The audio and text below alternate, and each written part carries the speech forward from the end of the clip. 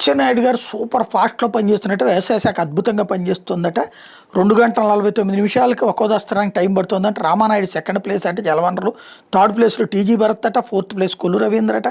Payyavula Keshav, yes Savitha వీళ్ళు. అయితే స్థానాల పరంగా చూస్తే ఒకటో స్థానం అచ్చెన్నాయుడు, రెండో స్థానం రామానాయుడు, టీజీ భరత్ మూడో స్థానం, కొల్లు రవీంద్ర 23వ స్థానం, పయ్యావుల కేశవ్ 24వ స్థానం, సవిత 25వ స్థానం.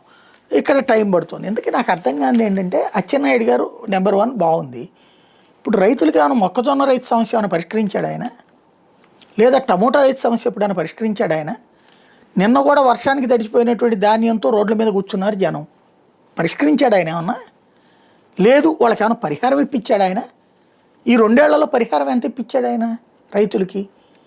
మామిడికాయలు వాళ్ళకి ఏమన్నా కష్టాలు తీర్చాడు ఆయన? ఆక్వా రైతులకి ఏమైనా సమస్యలు తీర్చాడు ఆయన? మరి ఏ విధంగా నెంబర్ 1 అంటే ఏదో ఫైళ్ళు రాసేస్తే సంతకాలు పెట్టేస్తే ఆ మంత్రి నెంబర్ 1 కాబట్టి ఆ శాఖ అంతా నెంబర్ 1గా ఉందంటే ప్రజలు యాక్సెప్ట్ చేస్తారా?